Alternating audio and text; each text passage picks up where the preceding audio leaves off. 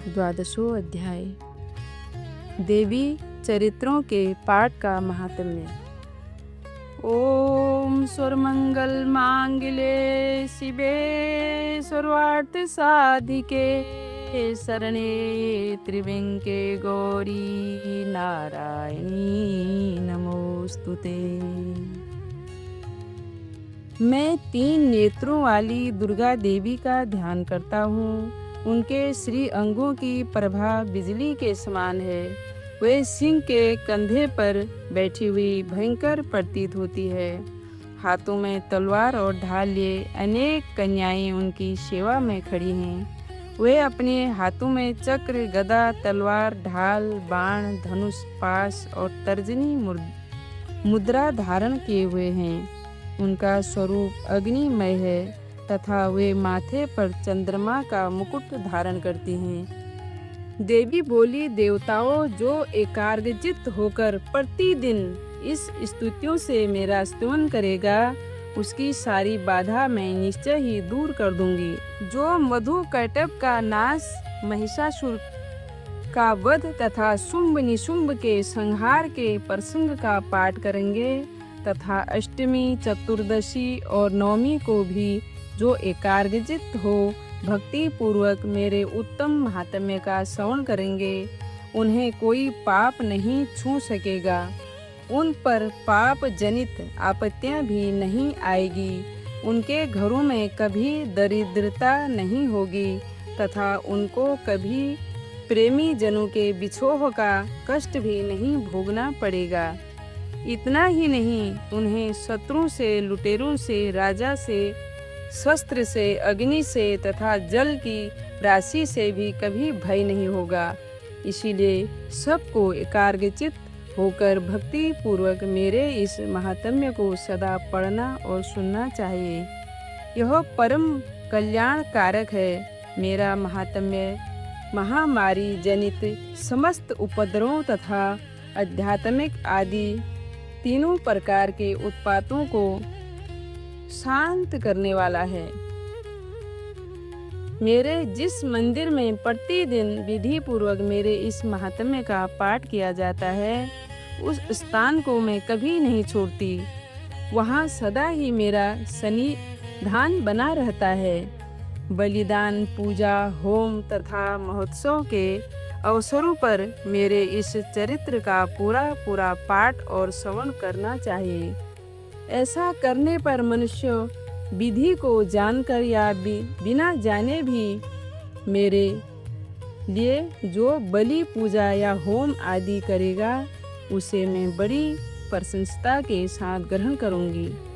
शरतकालीन में जो वार्षिक महापूजा की जाती है,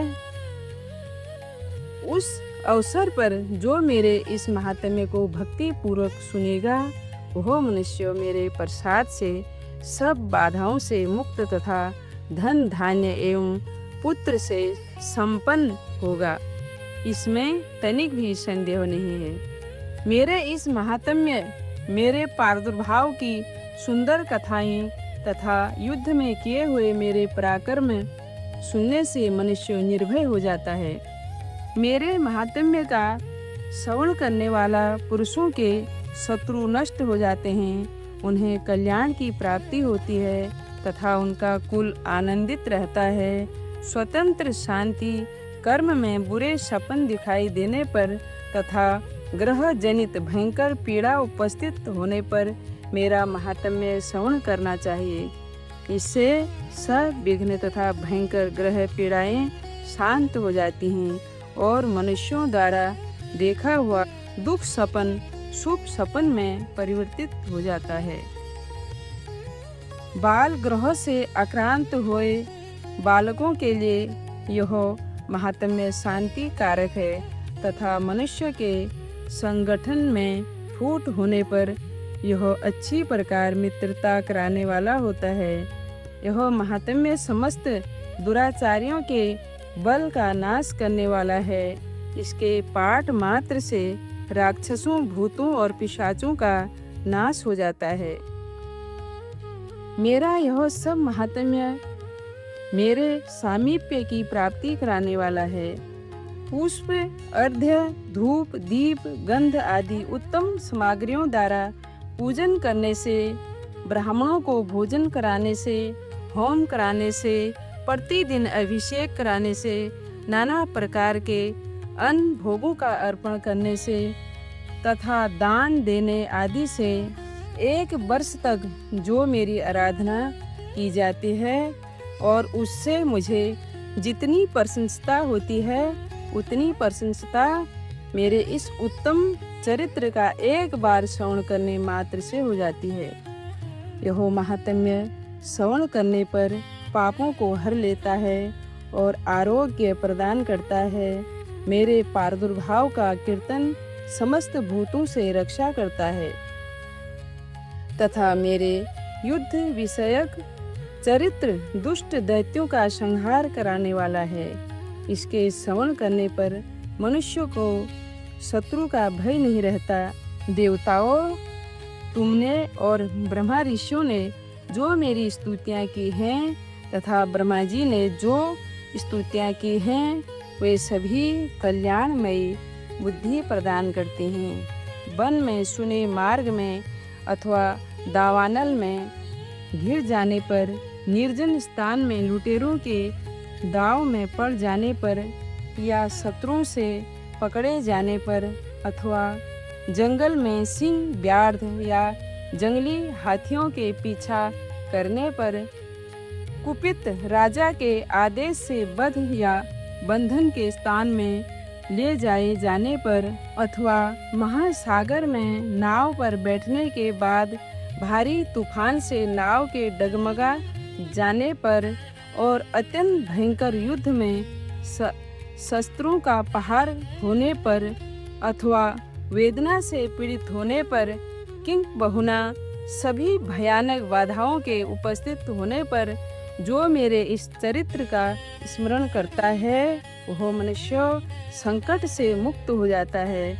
मेरे प्रभाव से सिंह आदि हिंसक जंतु नष्ट हो जाते हैं तथा लुटेरे और शत्रु भी मेरे चरित्र का स्मरण करने वाले पुरुष से दूर भागते हैं।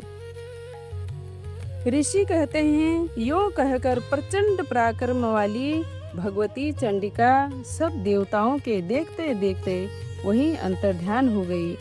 फिर समस्त देवता भी शत्रुओं के मारे जाने से निर्भय हो पहले की ही भांति यज्ञ भाग का उपभोग करते हुए अपने अपने अधिकार का पालन करने लगे। संसार का विध्वंस करने वाले महाभयंकर अतुल पराक्रमी देव शत्रु शुंभ तथा महाबली निशुंभ के युद्ध में देवी द्वारा मारे जाने पर शेष दैत्य पाताललोक में चले गए। राजन, इस प्रकार भगवती अंबिका देवी नित्य होती हुई भी पुनः पुनः प्रकट होकर जगत की रक्षा करती है। वे ही इस विश्व को मोहित करती है, वे ही जगत को जन्म देती तथा वे ही प्रार्थना करने पर संतुष्ट हो विज्ञान एवं समृद्धि प्रदान करती है। राजन, महाप्रलय के समय महामारी का स्वरूप धारण करने वाली वे महाकाली ही इस समस्त ब्रह्मांड में व्यापक है। वे ही समय समय पर महामारी होती है, वे ही स्वयं अजन्मा होती हुई भी सृष्टि के रूप में प्रकट होती है। वे सनातनी देवी ही समयानुसार संपूर्ण भूतों की रक्षा करती है। मनुष्य के अभ्युदय के समय वे ही घर में लक्ष्मी के रूप में स्थित हो उन्नति प्रदान करती है और वे ही अभाव के समय दरिद्रता बनकर विनाश का कारण होती है। पुष्प, धूप और गंध आदि से पूजन करने के उनकी स्तुति करने पर वे धन, पुत्र, धार्मिक बुद्धि तथा उत्तम गति प्रदान करती है। जय जय जय गिरिराज किशोरी, जय जय जय गिरिराज किशोरी, जय महेश मुख चंद चकोरी।